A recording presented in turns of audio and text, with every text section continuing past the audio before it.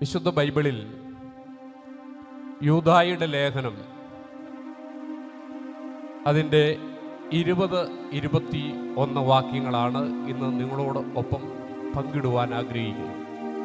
വിശുദ്ധ വേദപുസ്തകത്തിൽ യൂദയുടെ ലേഖനം ഒരധ്യായം മാത്രമുള്ള പുസ്തകമാണ് യൂദയുടെ ലേഖനം.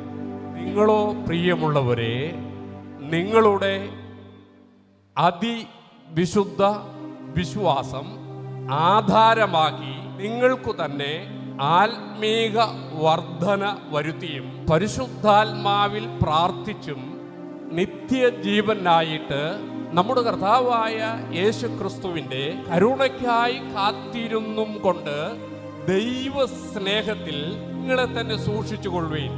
2 വാക്യം വായിച്ചു, എന്തെങ്കിലും മനസ്സിലായോ? ഇനി ഈ വാക്യങ്ങൾ നമ്മൾ ചില പോയിന്റ്സ് ആക്കി സംസാരിക്കുകയാണ്. നിങ്ങളോ പ്രിയമുള്ളവരെ, എനിക്ക് തോന്നുന്നതിനകത്ത് 5 പോയിന്റ്സ് ആണ് നിങ്ങളോട് പറയേണ്ടതായിട്ടുള്ളത്. ഒന്ന്, യൂദയുടെ ലേഖനത്തെക്കുറിച്ച് നാം ചിന്തിക്കുമ്പോൾ അത് ഒരധ്യായം മാത്രമേ ഉള്ളൂ. ആകെ 25 വാക്യങ്ങളേ ഉള്ളൂ. ലേഖനകർത്താവിനെ കുറിച്ച് നാം പഠിക്കുമ്പോൾ യെരുശലേമിന്റെ മെത്രാപ്പോലീത്തയായിരുന്ന യാക്കോബിന്റെ സഹോദരൻ. യൂദയുടെ ലേഖനം തുടങ്ങുമ്പോൾ ഇങ്ങനെയാണ്: യേശുക്രിസ്തുവിന്റെ ദാസനും യാക്കോബിന്റെ സഹോദരനുമായ യൂദ. അവിടെ നാം കാണുന്നത് യെരുശലേമിന്റെ മെത്രാപ്പോലീത്തയായിരുന്ന യാക്കോബ് അപ്പോസ്തലന്റെ സഹോദരനായ യൂദ എന്നാണ് ചരിത്ര പുസ്തകങ്ങളിൽ അദ്ദേഹത്തെക്കുറിച്ച് എഴുതിയിരിക്കുന്നത്.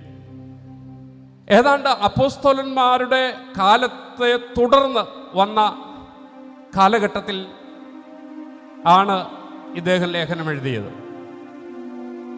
പ്രധാനമായും തന്റെ ലേഖനം ലക്ഷ്യം വെക്കുന്നത് ദുരുപദേഷ്ടാക്കളെയും കള്ളപ്രവാചകന്മാരെയുമാണ്. വ്യാജപ്രവാചകന്മാർ, അതുപോലെ തന്നെ ദുരുപദേശങ്ങൾ സഭയിലേക്ക് കടന്നുകൂടി. ഏത് കാലഘട്ടത്തിലാണെന്ന് ഓർക്കണം? അപ്പോസ്തോലിക കാലഘട്ടത്തിൽ. അങ്ങനെയെങ്കിൽ ഈ കാലഘട്ടത്തിൽ അത് എത്രയോ അധികമായിരിക്കും. അതുകൊണ്ട് തന്നെ ഈ ഉപദേശത്തിന്, ഈ പുസ്തകത്തിന്, ഈ ലേഖനത്തിന് വളരെയേറെ ആ നാളുകളേക്കാൾ പ്രസക്തിയുണ്ട്. അതുകൊണ്ടാണ് ഇത് ഞാൻ നിങ്ങളോട് പ്രസംഗിക്കുന്നത്. ഇതിൻ്റെ പ്രാധാന്യവും പ്രസക്തിയും മറ്റെല്ലാ കാലങ്ങളേക്കാൾ ഈ കാലഘട്ടത്തിൽ വളരെ ശ്രദ്ധേയമാണ്, പ്രസക്തിയുള്ളതാണ്. അതുകൊണ്ട് പെട്ടെന്ന് തന്നെ ഞാനതിൻ്റെ ഓരോ പോയിന്റ്സിലേക്ക് വരികയാണ്. നിങ്ങളോ പ്രിയമുള്ളവരെ, നിങ്ങളുടെ അതിവിശുദ്ധ വിശ്വാസം ആധാരമാക്കി. അപ്പൊ സഭയുടെ വിശ്വാസം എന്ന് പറയുന്നത് അതിനൊരു വർണ്ണനയുണ്ട്, വിശേഷണമുണ്ട്. സഭയുടെ വിശ്വാസം ഒരു സാധാരണ വിശ്വാസമല്ല. സഭയുടെ വിശ്വാസം എന്ന് പറയുന്നതിന് ഇവിടെ ലേഖനകർത്താവ് വിശേഷിപ്പിച്ചിരിക്കുന്നത് അതിവിശുദ്ധ വിശ്വാസം, മോസ്റ്റ് ഹോളി ഫെയ്ത്ത് എന്നാണ് അതിനകത്ത് ഇംഗ്ലീഷിൽ പറഞ്ഞിരിക്കുന്നത്. മോസ്റ്റ് ഹോളി ഫെയ്ത്ത്, അതിവിശുദ്ധ വിശ്വാസം. എന്താണ് ഈ അതിവിശുദ്ധ വിശ്വാസം എന്ന് പറഞ്ഞാൽ? നമുക്ക് നോക്കാം. അത് അപ്പോസ്തോലിക വിശ്വാസമാണ്. നിങ്ങളൊന്ന് എടുത്തു നോക്കി. വിശുദ്ധ മത്തായിയുടെ സുവിശേഷം 16-ാം അധ്യായം അതിൻ്റെ 13 മുതലുള്ള വാക്യങ്ങൾ. എസ്രിയ പ്രദേശത്ത് വന്നപ്പോൾ ശിഷ്യന്മാരോട്, മനുഷ്യപുത്രനായി ഞാൻ ആരെന്നാകുന്നു ഈ മനുഷ്യർ എന്നെ കുറിച്ച് പറയുന്നത്? ചിലർ പറയുന്നു അങ്ങ് യോഹന്നാൻ സ്നാപകനാണെന്ന്, ചിലർ പറയുന്നു ഏലിയാവാണെന്ന്, ചിലർ പറയുന്നു രമ്യാവോ മറ്റു പ്രവാചകന്മാരിൽ ഒരുവനുമാണെന്ന്. എന്നാൽ എനിക്കൊരു ചോദ്യം നിങ്ങളോടുണ്ട്, ഞാൻ ആരെന്നാകുന്നു നിങ്ങൾ പറയുന്നത്? അതിന്റെ ശമോൻ കീപ്പ, അങ്ങ് ജീവനുള്ള ദൈവത്തിന്റെ പുത്രനായ ക്രിസ്തുവാകുന്നു, മശിഹായാകുന്നു. അപ്പോൾ യേശു എന്താ പറയുന്നത്? യോഹന്നാന്റെ മകനായ ശീമോനെ, നീ ഭാഗ്യവാൻ. എന്തെന്നാൽ നിന്റെ ശരീരരക്തങ്ങളല്ല ഇത് നിനക്ക് വെളിപ്പെടുത്തി തന്നത്, മറിച്ച് സ്വർഗസ്ഥനായ എൻ്റെ പിതാവത്രേ. ആ വിശ്വാസത്തിൽ ഞാൻ എൻ്റെ സഭയെ പണിയും, പാതാള ഗോപുരങ്ങൾ അതിന് ജയിക്കുകയില്ല. വാത്സല്യമുള്ളവരെ, ഈ സഭയുടെ വിശ്വാസം പത്രോസ് ഏറ്റു പറഞ്ഞ വിശ്വാസമാണ്. ആ വിശ്വാസം ഭൂമിയിൽ നിന്നുള്ളതല്ല, അത് ഉയരത്തിൽ നിന്നുള്ളതാണ്. ആ വിശ്വാസമാണ് വിശുദ്ധ വിശ്വാസം. നമുക്ക് യേശുക്രിസ്തുവിന്റെ പരസ്യ ശുശ്രൂഷ സന്ദർഭങ്ങളിലേക്ക് നോക്കിയാൽ ആയിരക്കണക്കിന്, 10,000-കണക്കിന് ആളുകൾ അവനിൽ വിശ്വസിച്ചു, അവനെ അനുഗമിച്ചു, അവനിൽ നിന്ന് സൗഖ്യം പ്രാപിച്ചു, അവനിൽ നിന്ന് അനുഗ്രഹം പ്രാപിച്ചു. പക്ഷെ പലരും വിസ്മൃതിയിലാണ്ടുപോയി. എന്നാൽ ശീമോൻ പത്രോസിനോട് കർത്താവ് പറഞ്ഞു, യോഹന്നാന്റെ മകനായ ശീമോനെ, നീ ഭാഗ്യവാൻ. നീ ഏറ്റുപറഞ്ഞ ഈ വിശ്വാസം ഭൂമിയിൽ നിന്നുള്ളതല്ല, ഇതാണ് മോസ്റ്റ് ഹോളി ഫെയ്ത്ത്. ഇത് ഉയരത്തിൽ നിന്നുള്ള വിശ്വാസമാണ്.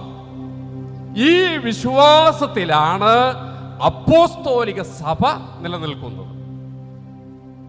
അതാണ് നാം അപ്പോസ്തല പ്രവൃത്തികളിൽ കാണുന്നത്. എൻ്റെ കൈവെപ്പിനാൽ നിങ്ങളിൽ പകർന്നിരിക്കുന്നതായ വിശ്വാസം എന്ന് നാം കാണുന്നത്. ആ ഫെയ്ത്ത് അത് മറ്റാർക്കും തകർക്കുവാൻ കഴിയാത്ത വിശ്വാസമാണ്.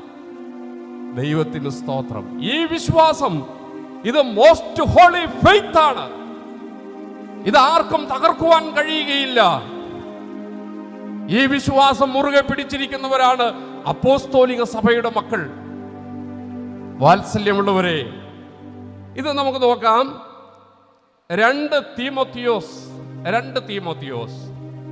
തീമോത്തിയോസിന്റെ ലേഖനം 1-ാം അധ്യായത്തിന്റെ 5-ാം വാക്യം. ഈ വിശ്വാസം നിന്റെ വലിയമ്മ ലോവീസിലും അമ്മ യുണീക്കിയിലും ഉണ്ടായിരുന്നു, നിന്നിലുമുണ്ടെന്ന് ഞാൻ ഉറച്ചിരിക്കുന്നു. അപ്പോസ്തലനായ പൗലോസ് തീമോഥെയോസിനോട് പറയുകയാണ്, ഈ വിശ്വാസം, ഈ അപ്പോസ്തോലിക വിശ്വാസം നിന്റെ വലിയമ്മയിലുണ്ട്, നിന്റെ അമ്മയിലുണ്ട്, അത് നിന്നിലുമുണ്ട്. ഇതാ നമ്മുടെ വിശ്വാസത്തിന്റെ സുദൃഢത. ഇത് നമുക്ക് പാരമ്പര്യമായിട്ട് പകർന്ന് ലഭിച്ചിരിക്കുന്ന വിശ്വാസമാണ്. അത് വലിയമ്മയിലുണ്ടായിരുന്ന വിശ്വാസമാണ്, അമ്മയിലുണ്ടായിരുന്ന വിശ്വാസമാണ്. ഭാഗ്യവാനായ പൗലോസ് പറയുന്നു, അത് നിന്നിലുമുണ്ടെന്ന് ഞാൻ ഉറച്ചിരിക്കുന്നു. ഈ വിശ്വാസത്തെ ഇളക്കുവാനാണ് ഈ ആളുകൾ ശ്രമിക്കുന്നത്. എന്നിട്ട് പറയും, ഈ പാരമ്പര്യങ്ങളിൽ വിശ്വസിക്കുന്നവരെ, നിങ്ങൾ ഇതിൽ നിന്ന്, ഈ പാരമ്പര്യങ്ങളിൽ നിന്ന് രക്ഷപ്പെടും എന്നൊക്കെ ചോദിക്കും. ഇവിടെ നാം വേദപുസ്തകം പഠിക്കണം. അവിടെ എന്താ പറഞ്ഞിരിക്കുന്നത്? ഈ വിശ്വാസം നിന്റെ വലിയമ്മയിലുണ്ട്, നിന്റെ അമ്മയിലുണ്ട്, അത് നിന്നിലുമുണ്ട് എന്ന് ഞാൻ ഉറച്ചിരിക്കുന്നു. ഈ വിശ്വാസം നഷ്ടപ്പെട്ടിട്ടുണ്ടോ? തലമുറകളിലേക്ക് ഇത് പകർന്നു കൊടുത്തിട്ടുണ്ടോ? വാത്സല്യമുള്ളവരെ, ഈ വിശ്വാസത്തിന് നേരെ കാലങ്ങളായി, ആദ്യ നൂറ്റാണ്ട് മുതൽ വെല്ലുവിളികൾ ആഞ്ഞടിക്കുകയാണ്. ഇന്നലെയും തുടങ്ങിയ വെല്ലുവിളികളല്ല. ഇതിനെതിരെ ഉള്ള പോരാട്ടം, ഈ ഉയരത്തിൽ നിന്ന് ലഭിച്ച മോസ്റ്റ് ഹോളി ഫെയ്ത്ത്, ഈ അതിവിശ്വാസത്തിന് എതിരെ ആഞ്ഞടിക്കുന്ന ശക്തികൾ ഇതിനെ വല്ലാതെ ഉലച്ചിട്ടുണ്ട്. നമുക്കറിയാം, നമ്മുടെ ചുറ്റുപാടുകളിൽ ധാരാളം വിശ്വാസ സംഹിതകൾ പ്രചരിപ്പിക്കുന്നവരുണ്ട്. ഒരു കാലത്ത് അപ്പോസ്തോലിക സഭയിൽ നിന്നും ജനങ്ങളെ പിടിച്ച് വലിച്ച് ഈ വിശ്വാസത്തിനെതിരെ പ്രസംഗിച്ച് ആളുകളുടെ മനസ്സ് തിരിച്ചെടുത്ത് കൊണ്ടുപോയി സഭയുണ്ടാക്കിയ ആളുകൾ ഇപ്പോ അപ്പോസ്തോലിക വിശ്വാസം പഠിക്കാൻ നടക്കുക. എന്നിട്ടും നമ്മുടെ ആളുകൾ ഈ വിശ്വാസത്തിന് നേരെ ഉയരുന്ന വെല്ലുവിളികൾക്ക് മുമ്പിൽ പതറിപ്പോകുന്നത് എന്തുകൊണ്ട്? എന്നാൽ ഒരു കാര്യം നാം മനസ്സിലാക്കണം, നിങ്ങൾ ആധാരമാക്കേണ്ടത്, നിങ്ങൾ അടിസ്ഥാനമാക്കേണ്ടത് ഈ മോസ്റ്റ് ഹോളി ഫെയ്ത്ത് ആണ്. നിങ്ങൾക്ക് കൈവെപ്പിനാൽ ലഭിച്ചിരിക്കുന്ന അതിവിശുദ്ധ വിശ്വാസം. അതുകൊണ്ട് നമ്മുടെ വിശ്വാസത്തിന്റെ മൂല്യം, വില നാം അറിയാതെ പോകരുത്. ഞാൻ എൻ്റെ വാക്കുകളിലൂടെ ചുരുക്കുമ്പോൾ ഈ വിഷയത്തിൽ ഞാൻ അടുത്ത വിഷയത്തിലേക്ക് പോവുകയാണ്. എന്നാൽ മനുഷ്യർ നമ്മുടെ വിശ്വാസത്തെ തുച്ഛീകരിച്ചുകൊണ്ട് നമ്മുടെ ആളുകൾ തെറ്റിക്കുന്ന ഒരു കാലഘട്ടത്തിൽ നാം ഇന്നും ജീവിക്കുകയാണ്. ഒരു വാക്യം കൂടെ നിങ്ങൾ വായിക്കാം. 2 തീമോത്തിയോസിന്റെ ലേഖനം തന്നെ, 2 തീമോത്തിയോസിന്റെ ലേഖനം 3-ാം അധ്യായം 1 മുതലുള്ള ചില വാക്യങ്ങൾ വായിക്കും. ഇന്ത്യകാലത്ത് ദുർഘട സമയം വരുമെന്നറിയുക. മനുഷ്യർ സ്വസ്നേഹികളും ദിവ്യാഗ്രഹികളും അമ്പ് പറയുന്നവരും അഹങ്കാരികളും സുഖന്മാരും അമ്മയപ്പന്മാരെ അനുസരിക്കാത്തവരും നന്ദി കെട്ടവരും അശുദ്ധരും വാത്സല്യമില്ലാത്തവരും ഇണങ്ങാത്തവരും ഏഷണിക്കാരും സ്ത്രീയന്മാരും ഉഗ്രന്മാരും ഗുണദോഷികളും ധാർഷ്ട്യക്കാരും നിഗളികളുമായി ദൈവപ്രിയമില്ലാതെ ഭോഗപ്രിയരായി ഭക്തിയുടെ വേഷം ധരിച്ച് അതിന്റെ ശക്തി ത്യജിക്കുന്നവരുമായിരിക്കും. അങ്ങനെയുള്ളവരെ വിട്ട് ഒഴിയുക. 2 തീമോഥെയോസിന്റെ ലേഖനം 3-ാം അധ്യായത്തിന്റെ 1 മുതലുള്ള വാക്യങ്ങൾ വായിച്ചിട്ട് ഇങ്ങനെയുള്ള ആളുകൾ ഇന്ന് നമുക്ക് ചുറ്റുമുണ്ടോ എന്ന് നാം പരിശോധിക്കണം. ഇങ്ങനെയുള്ളവരെ വിട്ടൊഴിയുക. ഈ മനുഷ്യരുടെ പണി വീടുകളിൽ നൂണ് കിടക്കുകയും. ഇത് ഞാൻ പറഞ്ഞ വാക്കല്ല ഇനി വായിക്കുന്നത്. നിങ്ങൾ എന്നോട് ദേഷ്യപ്പെടരുത്, എന്റെ നേരെ വിരൽ ചൂണ്ടരുത്. ഈ പറഞ്ഞ വാക്യം ഭാഗ്യവാനായ പൗലോസ് അപ്പോസ്തലൻ പറഞ്ഞതാണ്. ഇനി വായിക്കുന്നത് എന്താണ്? പാപങ്ങളെ ചുമന്നുകൊണ്ട് മോഹങ്ങൾക്കും കൺവെൻഷനും വന്നിട്ടും എല്ലാ ബൈബിൾ ക്ലാസ്സിനും വന്നിട്ടും എല്ലാ വനിതാ സമാജത്തിന്റെ ക്യാമ്പിനും വന്നിട്ടോഴും പഠിച്ചിട്ടും ഒരിക്കലും സത്യത്തിന്റെ ജ്ഞാനം പ്രാപിപ്പാൻ കഴിയാത്ത ആരെ ആദ്യം സ്വാധീനിച്ചു കൊണ്ടുപോകുന്നതെന്ന് മനസ്സിലായില്ലേ? ഞാൻ പറയുന്നില്ല, എന്റെ നേരെ നിങ്ങൾ വിരൽ ചൂണ്ടരുത്. നിങ്ങളുടെ കയ്യിലിരിക്കുന്ന വേദപുസ്തകത്തിൽ എഴുതി വെച്ചിരിക്കുന്ന കാര്യമാണ് ഞാൻ പറഞ്ഞത്. എന്നും പഠിക്കും, എല്ലാ കൺവെൻഷനും പോകും, എല്ലാ ക്യാമ്പിനും പോകും, എല്ലാ ബൈബിൾ ക്ലാസ്സിലും ഉണ്ടായിരിക്കും, എല്ലാ ഓൺലൈൻ മീറ്റിങ്ങിലും ഉണ്ടായിരിക്കും. ഒരു കാലത്തും ഇവരുടെ സംശയം തീരില്ല. എന്നിട്ടോ ഈ നൂണ് കിടക്കുന്ന ആളുകൾക്ക് അവസരം ഉണ്ടാവും, അവരിവരെ ചാടിച്ചു കൊണ്ടുപോവുകയും ചെയ്യും. അതുകൊണ്ട് ഇങ്ങനെയുള്ളവരെ വിട്ടൊഴിയുവീൻ. നിങ്ങളുടെ അതിവിശുദ്ധ വിശ്വാസം, മോസ്റ്റ് ഹോളി ഫെയ്ത്ത്, നിന്റെ വലിയമ്മ ലോവീസിലുണ്ടായിരുന്നതും നിന്റെ അമ്മ യുണീഖയിലുണ്ടായിരുന്നതും നിന്നിൽ ഉണ്ടെന്ന് ഞാൻ ഉറച്ചിരിക്കുന്നതുമായ മോസ്റ്റ് ഹോളി ഫെയ്ത്ത്, അത് നീ നഷ്ടപ്പെടുത്തരുത്. ഈ ഭക്തിയുടെ വേഷവും ധരിച്ച് അവിടുന്നും ഇവിടുന്ന് ഓരോ മുറിവാക്യവും പറഞ്ഞ് നിങ്ങളെ സമീപിക്കുന്നവരോട് നിങ്ങൾ ജാഗ്രതയുള്ളവരായിരിക്കണം, വാത്സല്യമുള്ളവരെയും. അതുകൊണ്ട് നിങ്ങൾ നിങ്ങളെ തന്നെ സൂക്ഷിച്ചു കൊള്ളുവീൻ. നിങ്ങളെ തന്നെ സൂക്ഷിച്ചു കൊള്ളുവീൻ. എങ്ങനെയാണ് നിങ്ങൾ സൂക്ഷിക്കേണ്ടത്? നിങ്ങളുടെ അതിവിശുദ്ധ വിശ്വാസം ആധാരമാക്കി നിങ്ങൾ ജീവിക്കണം. 2,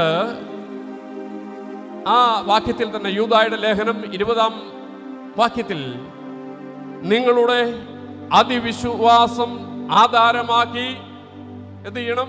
നിങ്ങൾക്ക് തന്നെ ആത്മീക വർധന വരുത്തണം. Improve your spirituality. നിങ്ങൾക്ക് നിങ്ങളുടെ ആത്മീക വർധന നിങ്ങൾ വരുത്തണം. ആ ആത്മീക വർധന വരുത്തേണ്ടത് നിങ്ങളുടെ അതിവിശുദ്ധ വിശ്വാസം ആധാരമാക്കിയായിരിക്കണം. എങ്ങനെയാണ് ആത്മീക വർധന വരുത്തുന്നത്? നമ്മുടെ വിശ്വാസം പ്രായോഗിക തലത്തിലേക്ക് കൊണ്ടുവരുമ്പോഴാണ് നമുക്ക് ആത്മീക വർധന ലഭിക്കുന്നത്. വിശുദ്ധ വേദപുസ്തകത്തിൽ ഒട്ടനവധി വിശുദ്ധന്മാരുടെ ചരിത്രങ്ങളുണ്ട്. ദാനിയേലിന്റെ സംഭവം നമുക്കറിയാം. ശദ്രക്, മെശക്, അബേദ്നെഗോ 3 യഹൂദ ബാലന്മാരുടെ സംഭവം നമുക്കറിയാം. സാഹചര്യങ്ങൾ അവർക്കെതിരായിരുന്നു, അവരുടെ വിശ്വാസത്തിന് എതിരായിരുന്നു. ബാബേൽ രാജ്യത്തെ രാജാവ് അവർക്ക് നൽകുന്ന കൽപ്പന അവർക്കെതിരായിരുന്നു. അവരുടെ വിശ്വാസം സംരക്ഷിക്കുവാൻ അതൊരു വലിയ വെല്ലുവിളിയായി മാറി. രാജാവിനോടല്ലാതെ മറ്റാരോടെങ്കിലും പ്രാർത്ഥിച്ചു പോയാൽ സിംഹങ്ങളുടെ ഗുഹയിൽ ഇട്ടുകളയുമെന്ന് കൽപ്പനയുണ്ടായപ്പോൾ ഭയപ്പെട്ടിട്ട് അതിനോട് പൊരുത്തപ്പെടുകയല്ല ചെയ്തത്. മറിച്ച് തൻ്റെ സാഹചര്യത്തോട് വിശ്വാസം മൂലം ഏറ്റുമുട്ടി. അവൻ കൽപ്പന ഇറങ്ങി എന്നറിഞ്ഞപ്പോൾ തന്റെ മാളിക മുകളിൽ കയറി യെരൂശലേമിന്റെ നേരെ കിളിവാതിലുകൾ തുറന്നിട്ടു. ദിവസവും ചെയ്തു വന്നിരുന്ന പോലെ അവൻ മുട്ടുകുത്തി ദൈവത്തോട് പ്രാർത്ഥിച്ചു. ദാനിയേൽ പിടിക്കപ്പെട്ടു. ദാനിയേലിനെ സിംഹക്കുഴിയിൽ എറിഞ്ഞു. അവനൊട്ടും ഭയപ്പെട്ടില്ല. രാജാവ് ഉണ്ടാക്കിയ പ്രതിമയെ നമസ്കരിച്ചില്ല എങ്കിൽ തീച്ചൂളയിൽ എറിഞ്ഞു കളയുമെന്ന് കൽപ്പന പുറപ്പെട്ടു. എന്നാൽ ശദ്രക്, മെശക്ക്, അബേദ്നെഗോ 3 യഹൂദ ബാലന്മാർ എന്താ ചെയ്തത്? അവർ തീച്ചൂള പതിവിലും 7 ഇരട്ടി ചൂട് പിടിച്ചത് കണ്ടും കൊണ്ട് രാജാവിന്റെ പ്രതിമയെ നമസ്കരിക്കുവാൻ അവർ തയ്യാറായില്ല. അവരുടെ വിശ്വാസം മോസ്റ്റ് ഹോളി ഫെയ്ത്ത് ആണ്. അതുമായിട്ട് രാജാവുമായിട്ട് കോംപ്രമൈസ് ചെയ്യുവാൻ അവർക്ക് സാധ്യമായിരുന്നില്ല.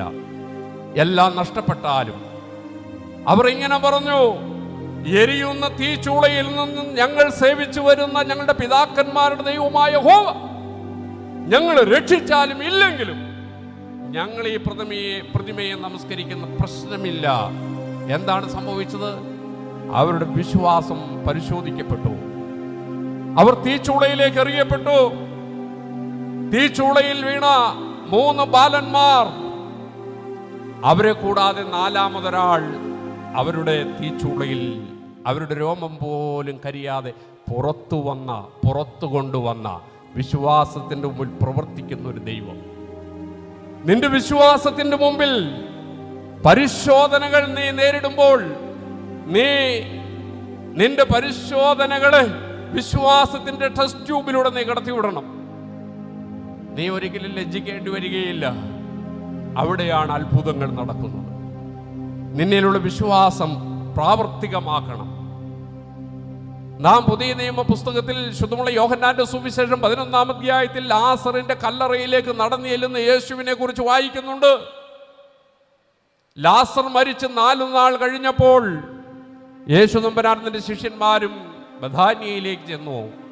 അവിടെ ചെന്ന് അവന്റെ സഹോദരിമാർ കരയുന്നത് കണ്ടപ്പോൾ അവരുടെ കൂടെ നിന്ന് അവൻ കണ്ണുനീർ വാർത്തു. അവനെ വെച്ചത് എവിടെ എന്ന് ചോദിച്ചു. കല്ലറയിലേക്ക് നടന്നു എന്ന യേശു അവരോട് പറയുന്നുണ്ട്, കല്ലു നീക്കുവീൻ. ശുദ്ധമുള്ള യോഹന്നാന്റെ സുവിശേഷം 11-ാം അധ്യായത്തിന്റെ 40-ാം വാക്യത്തിൽ നാം വായിക്കുന്നുണ്ട്, കല്ലു നീക്കുവീൻ.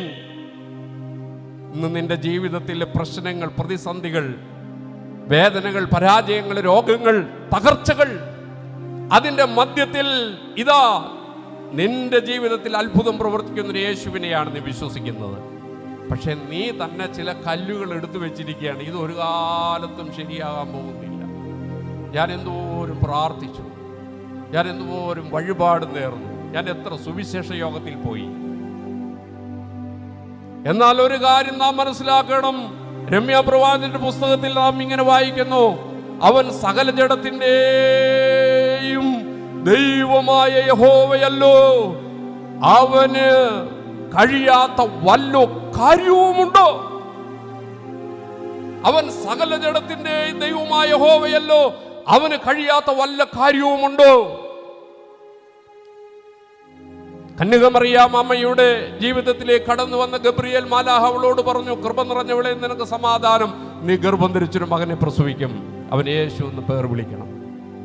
അമ്മ ചോദിച്ചു, ഇതെങ്ങനെ സംഭവിക്കും? ഞാൻ പുരുഷനെ അറിയാകിയാൽ ഇതെങ്ങനെ സംഭവിക്കും? അപ്പോൾ മാലാഖ പറഞ്ഞു, ദൈവത്തിന് ഒരു കാര്യവും അസാധ്യമായിട്ടില്ല. ദൈവത്തിന് ഒരു കാര്യവും അസാധ്യമായിട്ടില്ല. അതുകൊണ്ട് നീ നിന്റെ ജീവിതത്തെ എഴുതി തള്ളരുത്. ഈ രോഗം സൗഖ്യമാവുകയില്ല എന്ന് നീ പറയരുത്. എൻ്റെ കുടുംബം ഇനിയും രക്ഷപ്പെടുകയില്ല എന്ന് നീ പറയരുത്. എൻ്റെ ഭാര്യ ഇനിയും നന്നാവുകയില്ല എന്ന് നീ പറയരുത്. എൻ്റെ ഭർത്താവ് ഇനിയും മെച്ചപ്പെടുകയില്ല എന്ന് നീ പറയരുത്. എൻ്റെ മക്കൾ നല്ല നിലയിലേക്ക് ഉയരുകയില്ല എന്ന് നീ പറയരുത്. ദൈവത്തിനൊരു കാര്യവും അസാധ്യമായിട്ടില്ല.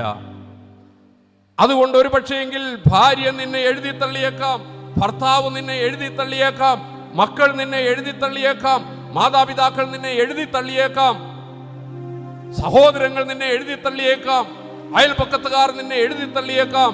നീ ഒരു കാലത്തും നന്നാവുകയില്ലെന്ന് നിന്റെ ഗുരുക്കന്മാർ ഒരു പക്ഷേങ്കിൽ നിന്നോട് പറഞ്ഞേക്കാം. എന്നാൽ സഹോദര, സ്നേഹിത, സഹോദരി, നീ നിന്നെ എഴുതി തള്ളാൻ വരട്ടെ. ലാസറിന്റെ കല്ലറയിലേക്ക് കടന്നു ചെന്നവനായി യേശു പറഞ്ഞു, കല്ലു നീക്കുവീൻ. അപ്പോൾ അവർ പറഞ്ഞു, 4 ദിവസമായി, ഇനി അത് വേണോ? ഇത്രയും കാലമൊക്കെ ഓടി നടന്നു, ഇനിയും ഇത് കേട്ടോണ്ട് ഞങ്ങൾ ഇരിക്കണോ?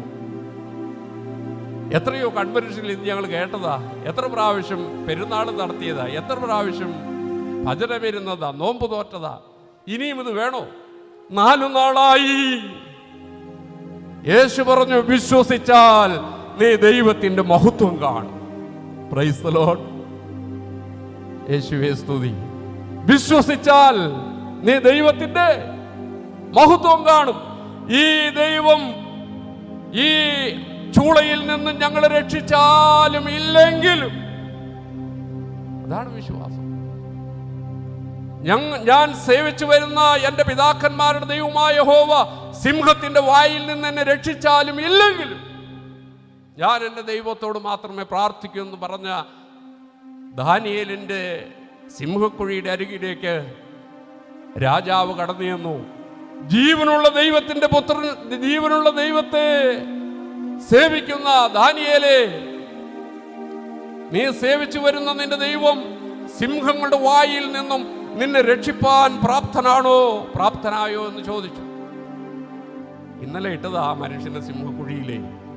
ആ മനുഷ്യൻ അവിടെ നിന്ന് വിളിച്ചു പറയുകയാണ്, രാജാവ് ദീർഘായുസ്സായിരിക്കട്ടെ, രാജാവ് ദീർഘായുസ്സായിരിക്കട്ടെ. എന്റെ ദൈവമോ സിംഹങ്ങൾ എനിക്ക് കേടുവരുത്താതിരിക്കേണ്ടതിന് അവയുടെ വായ അടച്ചു കളഞ്ഞു. നിനക്ക് സിംഹക്കുഴി ഇല്ല എന്നല്ല, പൊട്ടക്കിണറില്ല എന്നല്ല, തീച്ചൂളയില്ല എന്നല്ല. ലോകത്തിൽ നിങ്ങൾക്ക് കഷ്ടമുണ്ട്, ലോകത്തിൽ നിങ്ങൾക്ക് കഷ്ടമുണ്ട്, എങ്കിലും നിങ്ങൾ ധൈര്യപ്പെടുവേൻ, ഞാൻ ലോകത്തെ ജയിച്ചിരിക്കും. ഈ ഭൂമിയിൽ ജീവിക്കുന്ന ഏതൊരു മനുഷ്യരും പ്രയാസങ്ങൾ, പ്രതിസന്ധികൾ, തകർച്ചകൾ, പരാജയങ്ങൾ, വേദനകൾ, വേർപാടുകൾ, ദുഃഖങ്ങൾ ഇതെല്ലാം നേരിട്ടേ മതിയാവും. ഇതൊന്നുമില്ലാതെ ഈ ഭൂമിയിൽ ആർക്കും ജീവിക്കാൻ സാധ്യമല്ല. എന്നാൽ ഇതിൽ നിന്ന് രക്ഷപ്പെടുവാനാണ് ആളുകൾ ഓടുന്നത്. അങ്ങോട്ട് പോയാൽ ഇങ്ങോട്ട് പോയാൽ, അപ്പുറത്ത് ചെന്നാൽ ഇപ്പുറത്ത് ചെന്നാൽ. എന്നാൽ ആദിമ പിതാക്കന്മാരെ സംബന്ധിച്ച് അവർ പൊട്ടക്കിണറിലേക്ക് ചാടി, സിംഹക്കുഴിയിലേക്ക് ചാടി, തീച്ചൂളയിലേക്ക് ചാടി, ക്രൂശിൽ അവരുടെ ജീവനെ കൊടുത്തു, ഈർച്ചവാളിന് അവരുടെ കഴുത്ത് വെച്ചു കൊടുത്തു, ക്രൂര മൃഗങ്ങൾക്ക് അവരുടെ ജീവനെയും ശരീരത്തെയും ഇട്ടുകൊടുത്തു. അവരൊന്നും അവിടെ പോയാൽ ഇവിടെ പോയാൽ രക്ഷപ്പെടുമെന്ന് മരിച്ചു ഓടിയില്ല. ഈ ദൈവം ഞങ്ങളെ രക്ഷിച്ചാലും ഇല്ലെങ്കിലും ഞങ്ങൾ സേവിച്ചു വരുന്ന ഞങ്ങളുടെ പിതാക്കന്മാരുടെ ദൈവമായ യഹോവ, അവൻ ഞങ്ങളെ രക്ഷിച്ചാലും ഇല്ലെങ്കിലും ഞങ്ങൾ ഈ ദൈവത്തിൽ മാത്രം ആശ്രയിക്കും. ഉറച്ചു നിന്നു. ബർയോനാ ശീമോനെ, നീ ഭാഗ്യവാൻ. ശരീരരക്തങ്ങളെല്ലാം നിനക്കിത് വെളിപ്പെടുത്തി തന്നത് സ്വർഗസ്ഥനായ എൻ്റെ പിതാവത്രേ. അവർക്ക് ലഭിച്ച വിശ്വാസം ഉയരത്തിൽ നിന്നുള്ളതായിരുന്നു, അത് മനുഷ്യരിൽ നിന്നുള്ളതല്ല. അതുകൊണ്ടല്ലേ ഇന്ന് വേറൊരു സഭയിൽ, മറ്റന്നാൾ വേറൊരു സഭയിൽ, അത് കഴിയുമ്പോൾ വേറൊരു സഭയിൽ, ഇങ്ങനെ അങ്ങോട്ടും ഇങ്ങോട്ടും അങ്ങോട്ടും ഇങ്ങോട്ടും അങ്ങോട്ടും ഇങ്ങോട്ടും ചാടി ചാടി നടക്കുന്ന ആളുകൾ. അവരുടെ എല്ലാം വിശ്വാസം ഭൂമിയിൽ നിന്നുള്ളതാണ്. എന്നാൽ അപ്പോസ്തോലിക വിശ്വാസത്തിൽ ഉറച്ചു നിൽക്കുന്നവൻ ഇങ്ങനെ പറയും, ദാനിയേലിനെ പോലെ, യഹൂദ ബാലന്മാരെ പോലെ, ഈ ദൈവം ഞങ്ങൾ സേവിച്ചു വരുന്ന ദൈവം, ഞങ്ങൾ ആരാധിച്ചു വരുന്ന ദൈവം ഞങ്ങളെ രക്ഷിച്ചാലും ഇല്ലെങ്കിലും ഞങ്ങൾ അവനോട് തന്നെ പ്രാർത്ഥിച്ചുകൊണ്ടിരിക്കും. വാത്സല്യമുള്ളവരെ, 1 ശമൂവേലിന്റെ പുസ്തകത്തിൽ നാം വായിക്കുന്നില്ല, ഒരു സ്ത്രീ ആണ്ടുതോറും പെരുന്നാളിന് പോയി പ്രാർത്ഥിച്ച ഒരു സ്ത്രീ. അവൾ മടുത്തുപോയില്ല, അവൾ നിരാശപ്പെട്ടില്ല, അവൾക്ക് കുഞ്ഞുങ്ങളില്ലായിരുന്നു. ഹന്ന എന്ന് പറയുന്ന സ്ത്രീ എല്ലാ വർഷവും പോയി പ്രാർത്ഥിച്ചു. അവളിൽ ഒരു വിശ്വാസമുണ്ട്, എൻ്റെ ദൈവം എൻ്റെ പ്രാർത്ഥന കേൾക്കും, എൻ്റെ സങ്കടം കാണും, എൻ്റെ നിലവിളി കേൾക്കും. എന്താണ് സംഭവിച്ചത്? ആ ആണ്ടിൽ അവൾ ഭണ്ഡാരത്തിൽ വഴിപാടിടുമ്പോൾ അവൾ പതിവിൽ കവിഞ്ഞ് വളരെ സങ്കടവതിയായി നിലവിളിച്ച് കുമ്പിട്ട് പ്രാർത്ഥിച്ച് പരിസരം മറന്ന് നെഞ്ചത്തടിച്ച് കരഞ്ഞുകൊണ്ട് നിലവിളിക്കുമ്പോൾ പുരോഹിതൻ അവളെ കണ്ടിട്ട് പറഞ്ഞു, സ്ത്രീയെ, നീ മദ്യപിച്ചിട്ടാണോ പള്ളിയിൽ വന്നിരിക്കുന്നത്? അവൾ ഇപ്രകാരം പറഞ്ഞു, അയ്യോ യജമാനനെ, എന്നെ തെറ്റിദ്ധരിക്കരുത്, ഞാൻ സങ്കടമുള്ള ഒരു സ്ത്രീയാണ്, ഞാൻ മനോവിഷമമുള്ള ഒരു സ്ത്രീയാണ്, പുരോഹിതൻ അവളെ അടുത്ത് എന്ന് പ്രാർത്ഥിച്ചു, അവളെ ആശ്വസിപ്പിച്ചു വിട്ടു. അവളുടെ പ്രാർത്ഥനയ്ക്ക് ഉത്തരം ലഭിച്ചു. അനുഗ്രഹിക്കപ്പെട്ടവരെ, നമ്മുടെ പ്രതിസന്ധിയിൽ നാം തളർന്നു പോകരുത്, പരാജയങ്ങളിൽ നാം തളർന്നു പോകരുത്, പ്രശ്നങ്ങളുടെ മധ്യത്തിൽ നാം ഉലഞ്ഞു പോകരുത്. ദുഃഖങ്ങളും സങ്കടങ്ങളും പരാജയങ്ങളും വേദനകളും പ്രശ്നങ്ങളും പ്രതിസന്ധികളും നിറഞ്ഞതാണ് ജീവിതം. ഈ അടുത്തിടെ ഒരു സ്ത്രീ എന്നോട് പറഞ്ഞു, അവൾ വളരെയേറെ ഭാരപ്പെട്ട് ജീവിക്കുകയാണ്. അവൾ 2 വീലറിൽ യാത്ര ചെയ്യുമ്പോൾ അവൾ ചിന്തിക്കും, എങ്ങനെയും ഈ വണ്ടി ഒന്ന് ഇടിച്ച് മരിച്ചായിരുന്നെങ്കിൽ. അതിനുവേണ്ടി അവൾ അശ്രദ്ധമായി വണ്ടി ഓടിച്ചു, എന്നിട്ടും അവൾക്കൊന്നും സംഭവിക്കുന്നില്ല. ഞാൻ പറഞ്ഞു, നീ ഇനി അങ്ങനെ പറയരുത്. ഈ ദൈവത്തിന് നിന്റെ വിഷമങ്ങൾ, നിന്റെ സങ്കടങ്ങൾ പരിഹരിക്കുവാൻ കഴിയും. നിന്റെ പ്രയാസങ്ങൾ ഈ ദൈവത്തിന് പരിഹരിക്കുവാൻ കഴിയും. ദൈവത്തിന് ഒരു കാര്യവും അസാധ്യമായിട്ടില്ല. ഞാൻ ആലുവയിൽ ആ പള്ളിയിൽ പ്രസംഗിച്ചതിന് ശേഷം കൈമൊത്തിച്ചു കൊണ്ടിരിക്കുമ്പോൾ, നീ നിന്നെ എഴുതി തള്ളാൻ വരട്ടെ, ഭർത്താവ് നിന്നെ എഴുതി തള്ളട്ടെ, ഭാര്യ നിന്നെ എഴുതി തള്ളട്ടെ, മക്കൾ നിന്നെ എഴുതി തള്ളട്ടെ, ആരും നിന്നെ എഴുതി തള്ളട്ടെ, പക്ഷേങ്കിൽ നീ നിന്നെ എഴുതി തള്ളരുത്. അതായിരുന്നു എൻ്റെ പ്രസംഗം. വാത്സല്യമുള്ളവരെ, ഒരു സ്ത്രീ വഴിപാടിട്ടുകൊണ്ട് സ്ലീബാമുത്തുവർ വന്നപ്പോൾ അവരെന്നോട് പറഞ്ഞു, തിരുമേനി പറഞ്ഞ ആ സ്ത്രീ ഞാനാണ്. ഞാൻ എല്ലാവരും എഴുതി തള്ളിയതാണ്. എൻ്റെ ജീവിതം ഒരു രീതിയിലും എനിക്ക് മുമ്പോട്ട് പോകാൻ കഴിയാത്ത വിധത്തിലാണ്. എന്നാൽ ഇന്ന് ഞാൻ ഒരു കാര്യം മനസ്സിലാകും, ദൈവത്തിന് ഒരു കാര്യവും അസാധ്യമായിട്ടില്ല. ഇത് ഒരു സ്ത്രീ മാത്രമല്ല. ഞാൻ നോക്കിയപ്പോൾ ഒരു ചെറുപ്പക്കാരൻ, അവൻ്റെ 2 കണ്ണിൽ നിന്ന് കണ്ണുനീർ ഒഴുകിക്കൊണ്ടാണ് അവൻ സ്ലീബ മൊത്തം വരുന്നത്. ഇന്ന് ഇവിടെ ഇരിപ്പുണ്ടാവും ആരെങ്കിലും. അപ്പൻ എഴുതി തള്ളിയവർ, അമ്മ എഴുതി തള്ളിയവർ, മക്കൾ എഴുതി തള്ളിയവർ, ഭാര്യ എഴുതി തള്ളിയവർ, ഭർത്താവ് എഴുതി തള്ളിയവർ, സഹോദരങ്ങൾ എഴുതി തള്ളിയവർ, സമൂഹത്തിലുള്ളവർ ഒറ്റപ്പെടുത്തിയവർ. നീ വിഷമിക്കരുത്, ദൈവത്തിന് ഒരു കാര്യവും അസാധ്യമായിട്ടില്ല. അപ്പോൾ ആത്മീക വർധന വരുത്തിയും, നമ്മുടെ ജീവിതത്തിൽ ആത്മീക വർധന വരുത്തുന്നത് നമ്മുടെ ജീവിതത്തിന്റെ പ്രതിസന്ധികളിൽ ദൈവത്തിന്റെ ഇടപെടലുകൾ ഉണ്ടാകുമ്പോഴാണ്. അതുകൊണ്ട് നാം വിശ്വാസത്തോടെ പ്രാർത്ഥിക്കണം, കല്ല് നീക്കണം. നാം പറയണം, നമ്മുടെ പ്രയാസങ്ങൾ നോക്കി പറയണം, പ്രതിസന്ധികൾ നോക്കി പറയണം, രോഗത്തെ നോക്കി പറയണം, ഈ ദൈവത്തിന് ഒരു കാര്യവും അസാധ്യമായിട്ടില്ല. നിങ്ങളൊക്കെ കേട്ടിട്ടുണ്ടാവും, ഒരിക്കലും ഭയങ്കര വരൾച്ചയാണ്. ആ വരൾച്ചയുള്ള സമയത്ത് പള്ളികളിൽ മഴയ്ക്ക് വേണ്ടി പ്രാർത്ഥിക്കും. അപ്പോൾ അച്ഛൻ വിളിച്ചു പറഞ്ഞു, അടുത്ത വെള്ളിയാഴ്ച എല്ലാവരും വരണം, നമ്മുടെ നാട്ടിൽ വലിയ വരൾച്ച നടക്കുകയാണ്, നമ്മുടെ കൃഷികളും എല്ലാം ഉണങ്ങി വരണ്ടു പോവുകയാണ്, അതുകൊണ്ട് മഴയ്ക്ക് വേണ്ടി പ്രാർത്ഥിക്കും. അങ്ങനെ പള്ളിയിൽ വിളിച്ചു പറഞ്ഞതനുസരിച്ച് ആളുകൾ മഴയ്ക്ക് വേണ്ടി പ്രാർത്ഥിക്കുവാൻ പോകുമ്പോൾ ഒരു വീട്ടിൽ നിന്ന് ഒരമ്മച്ചി അവരോട് പറഞ്ഞു, വീട്ടിലുള്ളവർ പറഞ്ഞു, മക്കളെ ഞാൻ പള്ളിയിൽ പോവുകയാണ്, ഇന്ന് മഴയ്ക്ക് വേണ്ടി പ്രാർത്ഥിക്കുവാൻ പോവുകയാണ്. അപ്പോൾ അവിടുത്തെ കൊച്ചു മോൻ, അവൻ എന്നെ ഇതെന്നറിയോ, നിങ്ങൾ കേട്ടിട്ടുണ്ടാവും, അമ്മച്ചിയെ നിന്ന് അവൻ വലിയ കാര്യത്തിൽ അമ്മച്ചിയോട് നിൽക്കാൻ പറഞ്ഞു. അമ്മച്ചി നിന്ന് എന്തായിരിക്കും, അവൻ പോരുന്നുണ്ടായിരിക്കും. അതൊന്നുമല്ല, എന്താ കാര്യം എന്നറിയോ, അവൻ ഓടിച്ചെന്നൊരു കുട എടുത്തു കൊണ്ടുപോയി അമ്മച്ചിക്ക് കൊടുത്തു. അമ്മച്ചി തിരിച്ചു വരുമ്പോൾ നനഞ്ഞു വരാതിരിക്കാൻ വേണ്ടിയാണ്. അതാണ് കുട്ടികളുടെ വിശ്വാസം. നിങ്ങൾ തിരിഞ്ഞ് ശിശുക്കളെ പോലെ ആകുകയും. നമ്മുടെ വിശ്വാസം ചോദ്യം ചെയ്യപ്പെടുകയാണ് നമ്മുടെ ജീവിതത്തിൽ നമ്മോട് തന്നെ. ഈ പ്രശ്നങ്ങൾക്ക് നീ വിശ്വസിക്കുന്ന ദൈവം മതിയായവനാണോ? മതിയായവനാണെന്ന് നീ വിശ്വസിക്കണം. മതിയായവനാണെന്ന് നീ വിശ്വസിക്കണം. നിന്റെ ജീവിതത്തിൽ ഇവൻ അത്ഭുതം പ്രവർത്തിക്കുന്നവനാണ്. വാത്സല്യമുള്ളവരെ, അതുകൊണ്ടാണ് നാം വേദപുസ്തകത്തിൽ വായിക്കുന്ന സങ്കീർത്തനങ്ങളിൽ ഇങ്ങനെ വായിക്കുന്നു, യഹോവ നല്ലവനെന്ന് രുചിച്ചറിയുവീൻ. ആ രക്തസ്രവക്കാരി സ്ത്രീയോട് ചോദിച്ചേ, അവൾ പറയും, അവളുടെ ശരീരത്തിൽ അവനെ അറിഞ്ഞു. യഹോവ നല്ലവനെന്ന് രുചിച്ചറിവീൻ. ബഥാന്യയിലെ മറിയയോട് ചോദിച്ചേ, യേശുവിനെ അവളുടെ ജീവിതത്തിൽ രുചിച്ചറിഞ്ഞു. 4 ദിവസമായ ലാസറിന്റെ കല്ലറയിലേക്ക് കടന്നു എന്ന് കല്ലു നീക്കുവീൻ എന്ന് പറഞ്ഞ് ആജ്ഞാപിച്ച കർത്താവിന്റെ ശബ്ദത്തിന് മുമ്പിൽ കല്ലുകൾ നീക്കപ്പെട്ടപ്പോൾ, ലാസറേ നീ പുറത്തു വരിക എന്ന് കൽപ്പിച്ചു. ലാസർ പുറത്തു വന്നു. ഈ വചനത്തിലൂടെ ഇന്ന് ഇവിടെ ഇരിക്കുന്ന പലരുടെയും ജീവിതത്തിന്റെ ബന്ധനങ്ങളിൽ നിന്നും ചിലരൊക്കെയും പുറത്തു വരികയാണ്. നീ പുറത്തു വരണം. നീ നിന്നെ അടച്ചു വെച്ചിരിക്കുകയാണ്. എൻ്റെ കുടുംബം രക്ഷപ്പെടുകയില്ല, എൻ്റെ മക്കൾ രക്ഷപ്പെടുകയില്ല, എൻ്റെ കുടുംബത്തിൻ്റെ കടബാധ്യതകൾ തീരുകയില്ല. ദൈവത്തിന് മനുഷ്യരുടെ സഹായം ആവശ്യമില്ല. അവനെപ്പോഴും അത്ഭുതങ്ങൾ പ്രവർത്തിക്കുന്നവനാണ്. മരുഭൂമിയിൽ ഉറവുകൾ തുറന്നവൻ നിന്റെ ജീവിതത്തിന്റെ വരണ്ട അവസ്ഥയ്ക്ക് വ്യത്യാസം വരുത്തുകയില്ലയോ?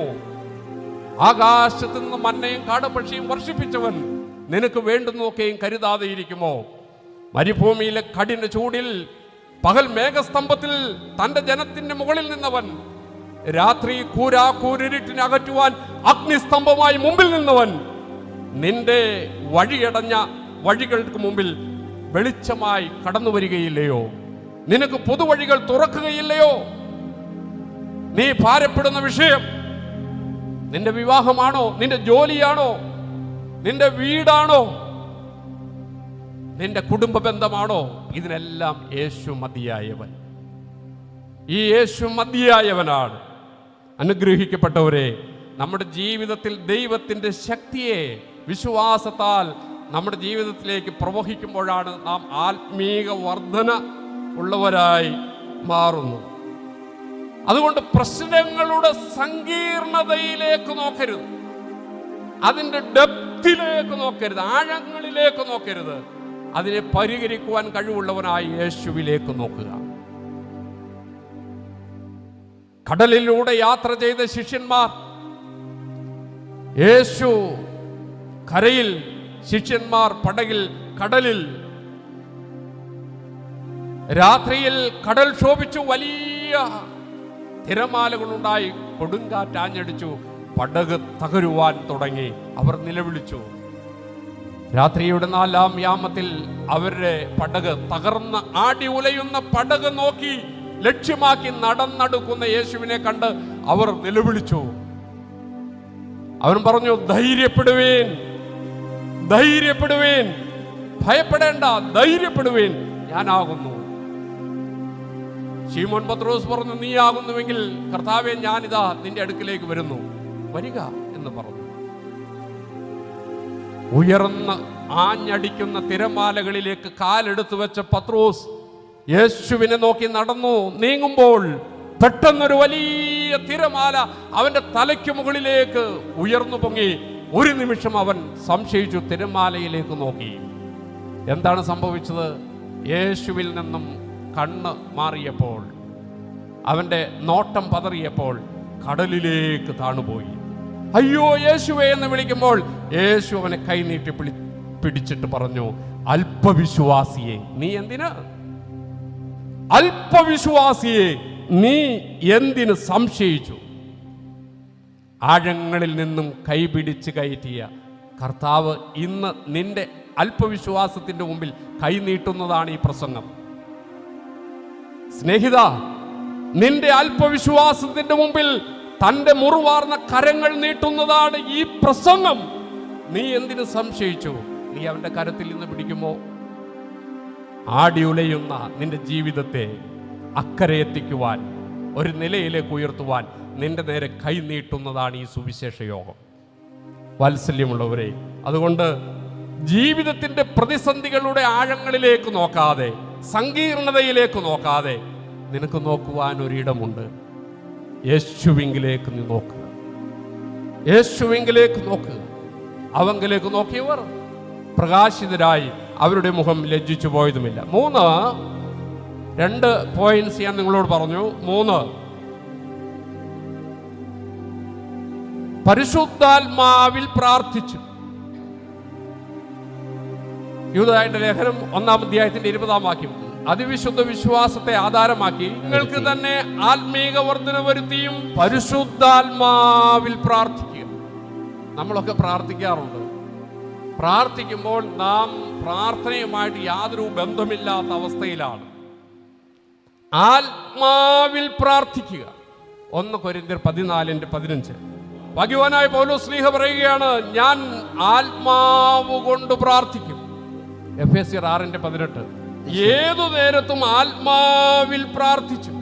അപ്പോൾ ആത്മാവിലുള്ള പ്രാർത്ഥനയാണ് നമുക്ക് വേണ്ടത്. നാം വെറും അക്ഷരങ്ങളിലൂടെയുള്ള പ്രാർത്ഥന ചൊല്ലി തീർക്കുന്നവരാണ്. പ്രാർത്ഥന എത്തിക്കുന്നവരാണ് നാം, അല്ലേ? ചിലപ്പോൾ വിശ്വാസ പ്രമാണം 2 പ്രാവശ്യമൊക്കെ ചൊല്ലൂലേ വീട്ടില്? അറിയാണ്ട് ചൊല്ലുന്നതാ. ഒരു പ്രാവശ്യം ചൊല്ലി തീർന്നു, വീണ്ടും അതും കൂടെ ചൊല്ലി. അത് കഴിയുമ്പോഴാണ് ഇത് ആദ്യം ചൊല്ലിയായിരുന്നോ? അതിനാണ് ഈ അക്ഷരം കൊണ്ടുള്ള പ്രാർത്ഥന എന്ന് പറയുന്നത്. ആത്മാവുമായിട്ട് കണക്റ്റഡ് അല്ല. ശ്രേഷ്ഠ ബാവ തിരുമേനി ഒരിക്കൽ പറഞ്ഞ് ഞാൻ കേട്ടിട്ടുണ്ട് പരിമല തിരുമേനിയെ കുറിച്ച്. പരിമല തിരുമേനി തൂയോബോ നടത്തുമ്പോൾ, വിശുദ്ധ കുർബാനയ്ക്കുള്ള ഒരുക്ക ശുശ്രൂഷ മദ്ബഹായിൽ പട്ടക്കാരൻ നടത്തുമ്പോൾ, തിരുമേനി എന്ത് ഇത് പ്രാർത്ഥന തീരുന്നില്ല.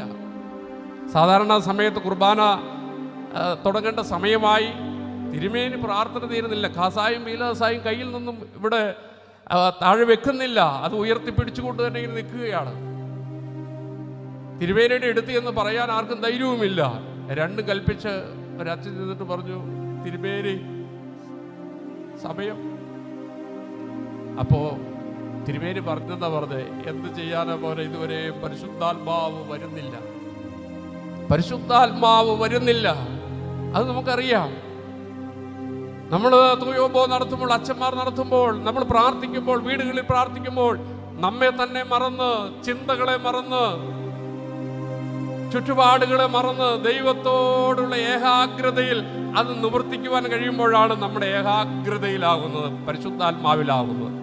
നമ്മുടെ കുർബാനയിൽ ഒരു ഭാഗത്ത് ഇങ്ങനെ പറയുന്നില്ലേ, നാം എല്ലാവരുടെയും മനസ്സുകളും വിചാരങ്ങളും ഹൃദയങ്ങളും ഉയരങ്ങളിൽ പിതാവാം ദൈവത്തിന്റെ വലതുഭാഗത്ത് നമ്മുടെ മശിഹാതമ്പുരാൻ എഴുന്നള്ളിയിരിക്കുന്നതായ മഹോന്നതങ്ങളിലായിരിക്കണം.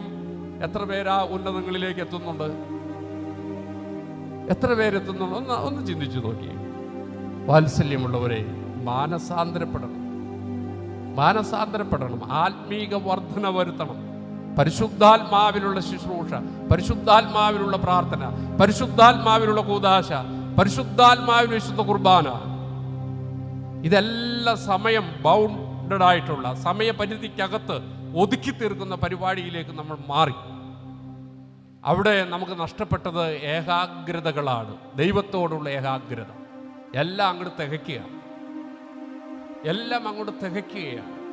വാത്സല്യമുള്ളവരെ, നാം പരിശുദ്ധാത്മാവിൽ പ്രാർത്ഥിച്ചു. നിങ്ങളുടെ അതിവിശ്വാസം, അതിവിശുദ്ധമായ മോസ്റ്റ് ഹോളി ഫെയ്ത്ത്, അതിവിശുദ്ധമായ വിശ്വാസം ആധാരമാക്കി ആത്മീക വർധന വരുത്തി പരിശുദ്ധാത്മാവിൽ പ്രാർത്ഥിച്ചു. നിങ്ങളെ തന്നെ സൂക്ഷിക്കണം. ഇങ്ങനെയാണോ സൂക്ഷിക്കണേ? ഈ ആത്മീക വർധന ജീവിതത്തിലുണ്ടോ? ഈ ആത്മാവിലുള്ള പ്രാർത്ഥന ജീവിതത്തിലുണ്ടോ? ഹൃദയം ദൈവത്തിലേക്ക് പകരുന്ന അനുഭവം, യേശു ക്രിസ്തുവുമായിട്ടുള്ള ബന്ധത്തിലേക്ക് നാം വരണം. നമ്മുടെ ആഘോഷങ്ങളെല്ലാം ആത്മാവിലുള്ളതായി തീരണം. നാം എല്ലാം ആഘോഷിക്കുന്നവരാണ്. ആഘോഷങ്ങളൊന്നും തെറ്റല്ല, എല്ലാം ആഘോഷിക്കും. ജീവിതം തന്നെ ഒരു സെലിബ്രേഷനാണ്, കുഴപ്പമില്ല. പക്ഷെ അത് ആത്മാവിലായിരിക്കണം. പരിശുദ്ധാത്മാവിലല്ലാത്ത ജീവിതം, പരിശുദ്ധാത്മാവിലല്ലാത്ത പ്രാർത്ഥന, പരിശുദ്ധാത്മാവിലല്ലാത്ത വിവാഹം, പരിശുദ്ധാത്മാവിലല്ലാത്ത കൂദാശകൾ, അതൊന്നും ശരിയായ രീതിയിലേക്ക് എത്തിച്ചേരുകയില്ല. അതുകൊണ്ട് വാത്സല്യമുള്ളവരെ, നമ്മുടെ മനസ്സും ചിന്തകളും ഹൃദയങ്ങളും ദൈവത്തിൻ്റെ സന്നിധിയിലേക്ക് ഉയർത്തണം. ഹന്നയുടെ പ്രാർത്ഥന അങ്ങനെയായിരുന്നു. അവൾ പ്രാർത്ഥിച്ചപ്പോൾ പരിസരം മറന്നു, ചുറ്റുപാടുമുള്ള ആളുകളെ മറന്നു. തൻ്റെ മുമ്പിലാരും പുറകിലാര് എന്ന് നോക്കിയില്ല. അവൾ ദൈവത്തെ മാത്രം കണ്ടു. അവളുടെ മനോവിഷമം ദൈവത്തോട് പറഞ്ഞു. വാത്സല്യമുള്ളവരെ, അതുകൊണ്ട് നമ്മുടെ ആരാധനകൾ, നമ്മുടെ പ്രാർത്ഥനകൾ ആത്മാവിൽ പ്രാർത്ഥിച്ചും. അടുത്തതായിട്ട് 20-ാം വാക്യത്തിൽ 4-ാമത്തെ കാര്യം, നിത്യജീവനായി കാത്തിരുന്നും. അങ്ങനെ ഒരു സംഭവം ഉണ്ടോ? അങ്ങനെ ഒരു സംഭവം ഉണ്ടോ? നിത്യജീവൻ. നമ്മുടെ ആളുകൾക്ക് പലർക്കും അങ്ങനെ ഒരു സംഭവം ഉള്ളതായിട്ട് പോലും അറിയില്ല. ഈ ലോകത്തിലെ ജീവിതം ഇതുമായിട്ട് ബന്ധപ്പെട്ട കാര്യം. വെറും ലൗകിക മനുഷ്യനെ പോലെ ജീവിക്കുകയാണ്. ഭാഗ്യവാനായ പൗലോസ്ലീഹ പറയുന്നു, ഈ ലോകത്തിൽ മാത്രം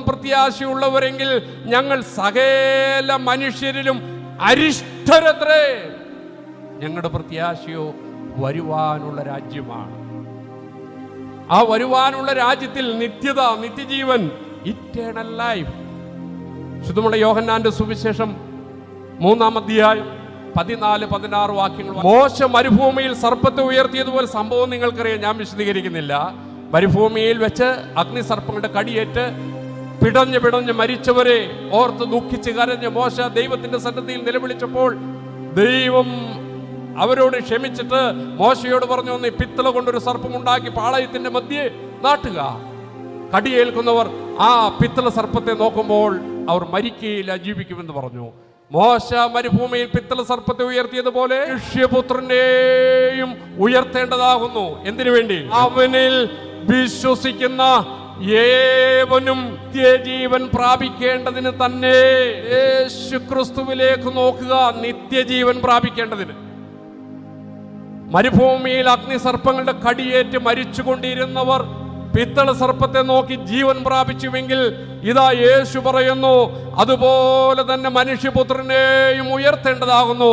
അവനിൽ വിശ്വസിക്കുന്നവർക്ക് നിത്യജീവൻ ലഭിക്കേണ്ടതിന് തന്നെ, അവർ നിത്യജീവൻ പ്രാപിക്കേണ്ടതിന് തന്നെ. നിത്യജീവന് മറ്റൊരു മാർഗമില്ല, മറ്റൊരു വഴിയില്ല.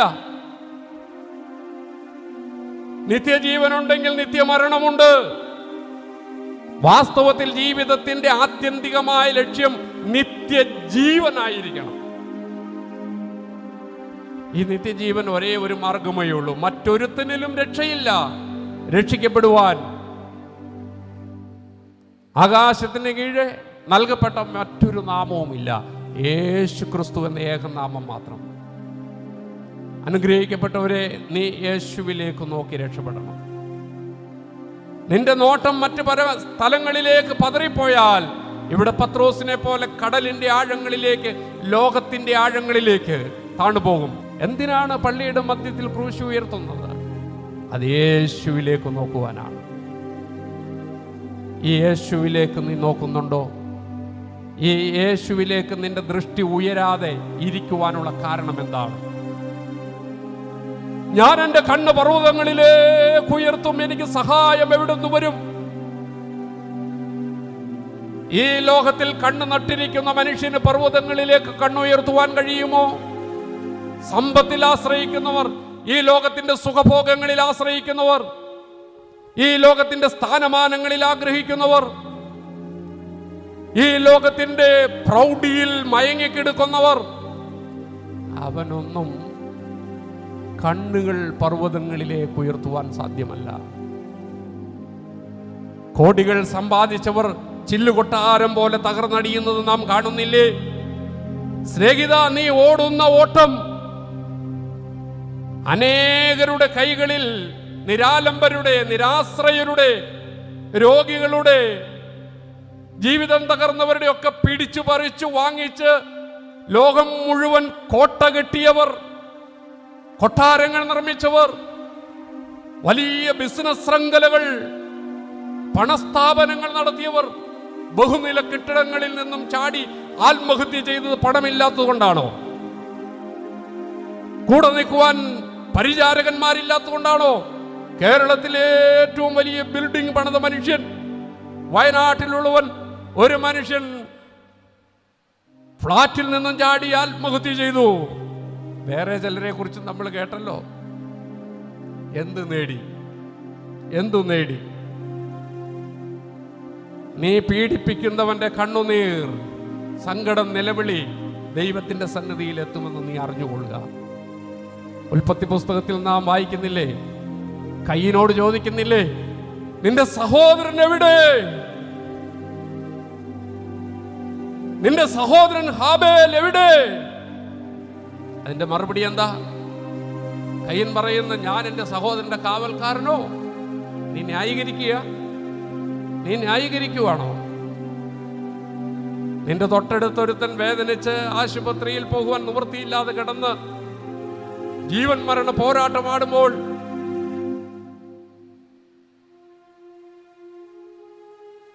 നീ അവനെ കുറിച്ച് അറിഞ്ഞിട്ടുണ്ടോ? ഒരു നേരത്തെ ഭക്ഷണമില്ലാതെ തളർന്ന് തേങ്ങിക്കരയുന്ന കുടുംബങ്ങളിൽ ആളുകൾ ജീവക്ഷമമായി ജീവിക്കുമ്പോൾ നീ സ്റ്റാർ ഹോട്ടലിൽ നിന്ന് ഭക്ഷണം കഴിച്ച് ബാക്കി അവിടെ വേസ്റ്റായിട്ട് ഇട്ടിട്ട് പോരുന്നത് നീ അറിയുന്നുണ്ടോ? നിന്റെ സഹോദരൻ എവിടെ? നിന്റെ സഹോദരൻ എവിടെ? അവിടെ നിന്നും യഹോവയായ ദൈവം അവനോട് പറയുന്നുണ്ട്, നിന്റെ സഹോദരന്റെ രക്തം ഭൂമിയിൽ നിന്നും എന്നോട് നിലവിളിക്കുന്നു. അതിന്റെ ഉത്തരം പറയാനാണ് നിന്നോട് പറഞ്ഞത്. ഇതിങ്ങനെ ഇരുന്ന് കേട്ടിട്ടൊന്നും വലിയ കാര്യമില്ല.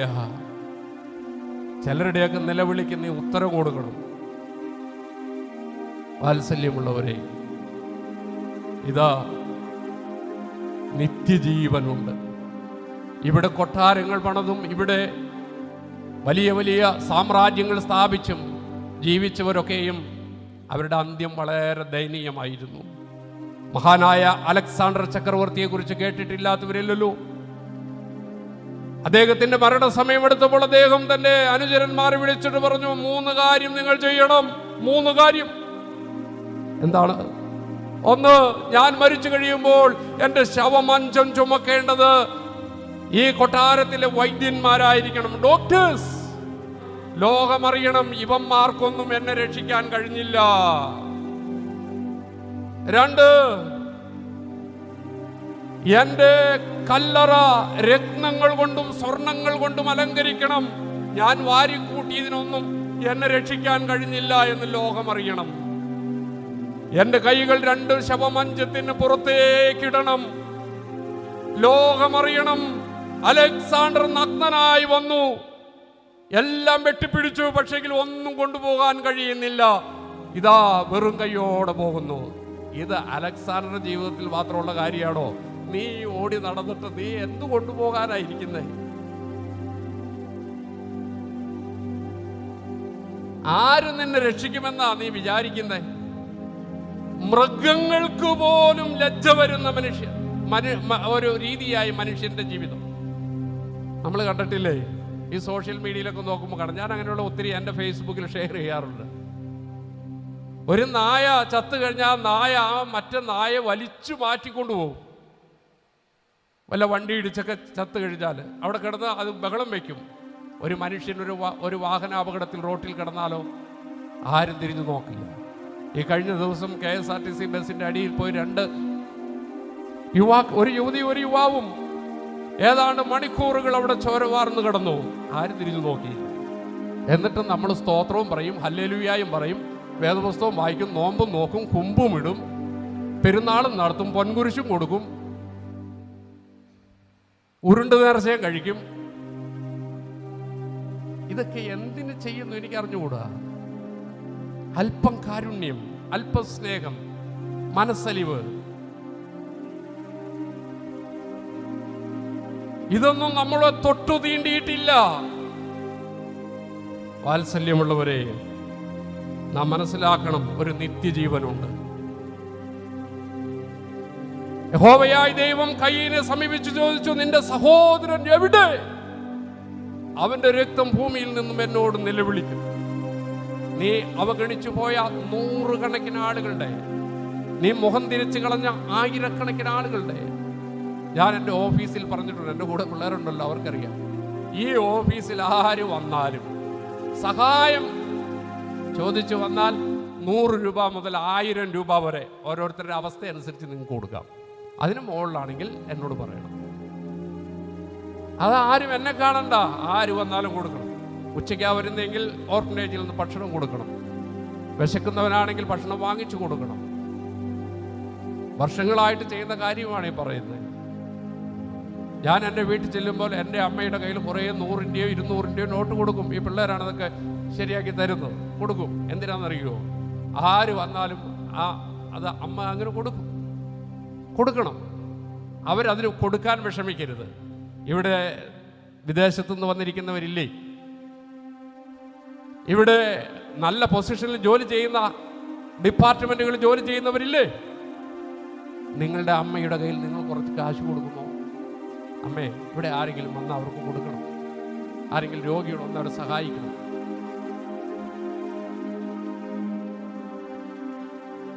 നിങ്ങളുടെ കുഞ്ഞുങ്ങളുടെ കയ്യിൽ നിങ്ങൾ കാശ് കൊടുക്കുമോ? ഞാൻ യാത്ര ചെയ്യുമ്പോൾ എൻ്റെ കൂടെ ഉള്ള പിള്ളേർ 2 പേരും ഇവിടെയുണ്ട്. ആ കുട്ടികൾ ഞാൻ ചില സ്ഥലത്ത് നിർത്തിയിട്ട് പറയടാ ആ അപ്പച്ചനോട് കാശ് കൊടുത്തു. അത് ഇങ്ങോട്ട് വന്നിട്ടല്ല. ചില പള്ളികളിൽ പ്രോഗ്രാം കഴിഞ്ഞിറങ്ങുമ്പോൾ ചിലരെ കാണും. ഇത് ഞാൻ ചെയ്യുന്ന കാര്യം ഇങ്ങനെ വിളിച്ചു പറയുക എന്നല്ല എൻ്റെ ലക്ഷ്യം. പക്ഷേ എങ്കിൽ ഒരു കാര്യം, നിന്റെ സഹോദരൻ എവിടെ? നിന്റെ സഹോദരൻ എവിടെ? അവന്റെ രക്തം ഭൂമിയിൽ നിന്നുകൊണ്ട് എന്നോട് നിലവിളിക്കും. നീ എന്നിട്ട് സ്തോത്രം പറഞ്ഞുകൊണ്ട് ഇവിടെ ഇരിക്കുക. വാത്സല്യമുള്ളവരെ, നിത്യജീവൻ ഉണ്ട്. ആ നിത്യജീവനായി കാത്തിരിക്കണം. ഇവിടുത്തെ ജീവിതം കെട്ടിപ്പൊക്കുക എന്നുള്ളതല്ല. ഇതെല്ലാം മാറി മറിയും. സഭാപ്രസംഗിയുടെ പുസ്തകം 12-ാം അധ്യായം 8-ാം വാക്യം, മായ മായ സകലതും മായ. എല്ലാം മായയാണ്. നാം കാണുന്ന ഈ ബന്ധങ്ങളൊക്കെ മായ. സൂര്യന് കീഴെ ഭൂമിക്ക് മുകളിൽ കാണുന്നൊക്കെയും മായ. നമ്മുടെ ആരോഗ്യം, നമ്മുടെ സമ്പത്ത്, നമ്മുടെ ബന്ധുബലം, നമ്മുടെ മക്കൾ, നമ്മുടെ കുടുംബം, നമ്മുടെ സ്ഥാപനം, നാം ആയിരിക്കുന്ന ഭൂമി, സൂര്യൻ, ചന്ദ്രൻ, നക്ഷത്രങ്ങൾ, ഇത് പറഞ്ഞത് ആരാ? തന്റെ കണ്ണാഗ്രഹിച്ചത് മനസ്സിൽ തോന്നിയതുപോലൊക്കെയും ജീവിച്ച മനുഷ്യൻ പറയുകയാണ്, സകലതും മായ, സകലതും മായ. എന്നിട്ട് അദ്ദേഹം ലാസ്റ്റ് പറയുകയാണ്, അതിന്റെ 14-15 വാക്യങ്ങൾ, എല്ലാറ്റിന്റെയും സാരം കേട്ടുകൊള്ളുക, ദൈവത്തെ ഭയപ്പെട്ട് കൽപ്പനകളെ പ്രമാണിച്ചുകൊള്ളുക, അതാകുന്നു സകല മനുഷ്യർക്കും നല്ലത്. ദൈവത്തെ ഭയപ്പെട്ടുകൊള്ളുക. നീ ദൈവത്തെ ഭയപ്പെട്ടുകൊള്ളുക, അവന്റെ കൽപ്പന നീ പ്രമാണിച്ചുകൊള്ളുക. അതാകുന്നു നിനക്ക് നല്ലത്. അതാകുന്നു നിനക്ക് നല്ലത്. എന്തെന്നാൽ ദൈവം നല്ലതും തീതുമായ രഹസ്യങ്ങളുമായി ന്യായവിസ്താരത്തിലേക്ക് വരുത്തുമല്ലോ. ന്യായവിസ്താരത്തിലേക്ക് വരുത്തും. ഒരു ന്യായവിധിയുണ്ട്. വെളിപാട് പുസ്തകം 20-ാം അധ്യായത്തിൽ നാം കാണുന്നുണ്ട്, വെള്ളസിംഹാസനത്തിന് മുമ്പിലുള്ള ന്യായവിധി. അവിടെ ഒരു നിത്യമരണവുമുണ്ട്. ഒരു ജീവിതം എത്ര മനോഹരമാണ്! ഒരിക്കൽ മാത്രമുള്ളതാ ഒരു ജീവിതം. അത് നമുക്ക് വേണ്ടി ജീവിച്ച് നശിപ്പിക്കരുത്. ഈ ജീവിതം അനേകർക്ക് വിഭജിച്ചു കൊടുക്കുവാനുള്ളതാണ്. വിശുദ്ധ കുർബാന എന്താണ്? കർത്താവ് തന്നെ വിഭജിച്ചു, തന്നെ മുറിച്ചു. നമ്മുടെ ജീവിതം വിശുദ്ധ കുർബാന അനുഭവിക്കുമ്പോൾ തന്നെ കർത്താവിനെ പോലെ അനേകർക്ക് ആശ്വാസമായി നമുക്ക് ജീവിച്ചിട്ട് നമ്മുടെ ആഗ്രഹം തീർത്തിട്ട് വേണ്ടേ? ആദ്യം എന്താ വിചാരിക്കുക? എങ്ങനെയെങ്കിലും ഈ കൊച്ചൊന്ന് പഠിച്ചു കഴിഞ്ഞാൽ മതിയായിരുന്നു. അതിൻ്റെ പഠിത്തം കഴിഞ്ഞ സമാധാനമായി. പഠിത്തം കഴിയുമ്പോൾ ഒരു ജോലി കിട്ടിയ സമാധാനമായി. ജോലി കിട്ടിയ നല്ല കല്യാണം വന്നെങ്കിൽ സമാധാനമായി. കല്യാണം കഴിയുമ്പോഴോ ഒന്ന് വേറെ താമസിച്ചൊരു നല്ല വീട് കിട്ടിയാൽ, ഒരു വീട് വെച്ചാൽ നല്ലതായി. ഒരു ജോലി കിട്ടിയാൽ, വീട് കിട്ടിയാൽ, ഒരു കാർ മേടിച്ചാൽ. ആഗ്രഹങ്ങൾ അവസാനിക്കുന്നുണ്ടോ മനുഷ്യ? നീ 80 വയസ്സ് വരെ ജീവിച്ചു, 90 വയസ്സ് വരെ ജീവിച്ചു, ഇന്നും നിന്റെ ആഗ്രഹങ്ങൾ ബാക്കിയല്ലേ?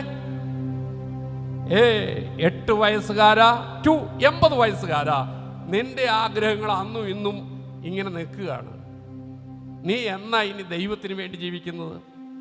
നീ എന്നാ നിന്റെ കുടുംബത്തിന്, നിന്റെ ഭാര്യയ്ക്ക്, നിന്റെ ഭർത്താവിന്, നിന്റെ മക്കൾക്ക്, നിന്റെ അയൽവക്കക്കാർക്ക്, നിന്റെ സഹോദരങ്ങൾക്ക്, നീ ആയിരിക്കുന്ന സമൂഹത്തിന് വേണ്ടി ജീവിക്കുന്നത് എന്നാണ്? എന്ന് നിനക്കതിന് സമയം കിട്ടും. ഇപ്പോഴും ആർത്തി മാറിയില്ലേ? പിടിച്ചു പറിച്ചത് മതിയായില്ലേ? ഒരു പാവപ്പെട്ടവൻ നിന്റെ ഓഫീസിൽ വന്നാൽ നീ അവനെ അവഗണിക്കുന്നത് അവന്റെ സൃഷ്ടാവ് കാണുന്നില്ലേ? വാത്സല്യമുള്ളവരെ, ഒരു നിത്യതയുണ്ട്. നീ ഇവിടെ തീർന്നു എന്ന് വിചാരിക്കരുത്. നിന്റെ സകല രഹസ്യങ്ങളും സകല പ്രവൃത്തികളുമായി നിന്റെ ന്യായം വിധിക്കുന്ന ഒരു ദിവസം വരും. ചൂള പോലെ കത്തുന്ന ഒരു ദിവസം വരും. അഹങ്കാരികളൊക്കെയും താളടിയാകും.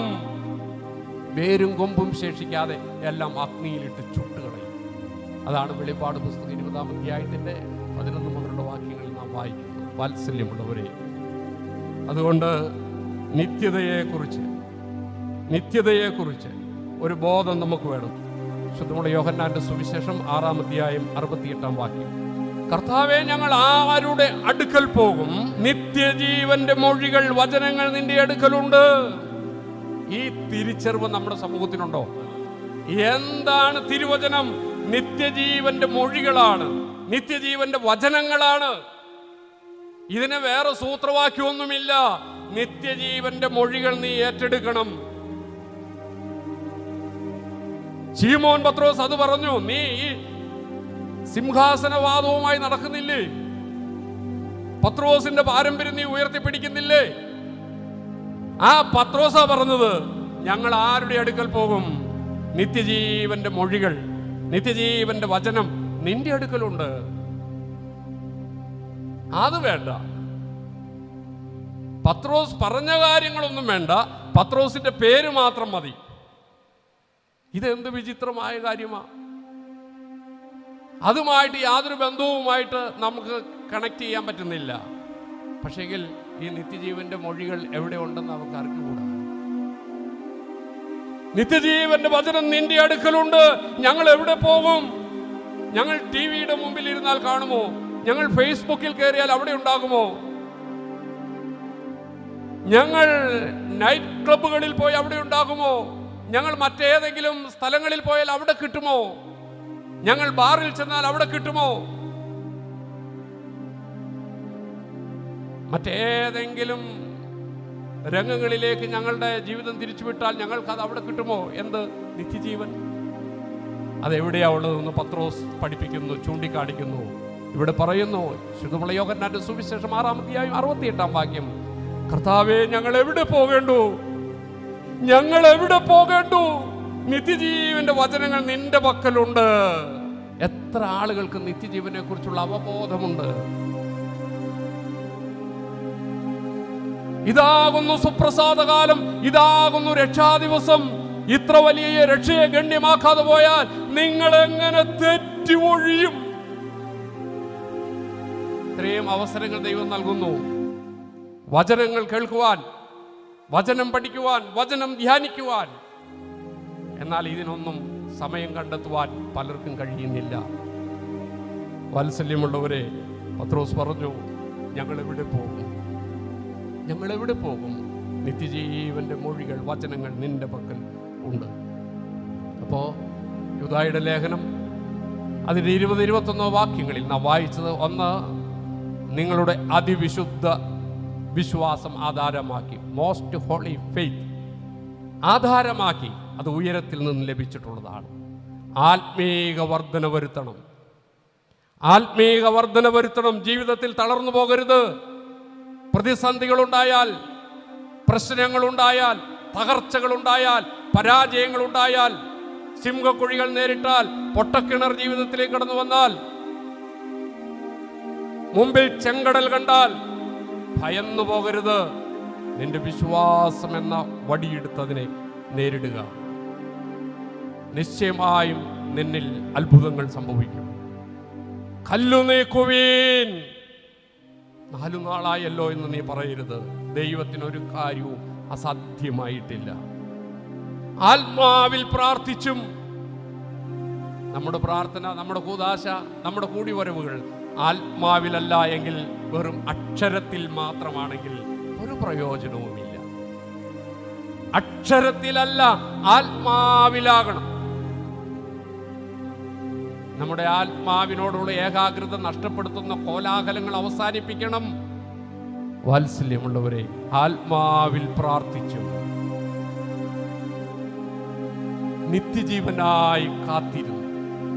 ഒരു നിത്യതയുണ്ട്, നീ മറക്കരുത്. ഒരു നിത്യത നിന്റെ മുമ്പിലുണ്ട്. പത്രോസ് പറഞ്ഞു, നിത്യജീവന്റെ വചനങ്ങൾ നിന്റെ പക്കലുണ്ട്. ഞങ്ങൾ എവിടെ പോകും? അവസാനമായി നാം ഇങ്ങനെ വായിക്കുന്നു, keep yours in the love of God. ദൈവത്തിന്റെ സ്നേഹത്തിൽ നിങ്ങളെ തന്നെ സൂക്ഷിക്കുക. നിങ്ങളെ തന്നെ ക്രിസ്തുവിന്റെ സ്നേഹത്തിൽ സൂക്ഷിച്ചു. ദൈവസ്നേഹം അതെന്താണ്? വ്യവസ്ഥകളില്ലാത്തതാണ്. ആ സ്നേഹത്തിൽ നമ്മെ തന്നെ സൂക്ഷിക്കുവാൻ നമുക്ക് സാധിക്കണം. നമുക്കറിയാം, നമുക്കൊക്കെ ഇഷ്ടംപോലെ സ്നേഹിതന്മാരുണ്ട്. ലോകം കണ്ടതിൽ ഏറ്റവും സുദൃഢമായ ബന്ധം ഏതാ? ഭാര്യ ഭർത്തൃ ബന്ധമാണെന്ന് പറയും ചിലർ.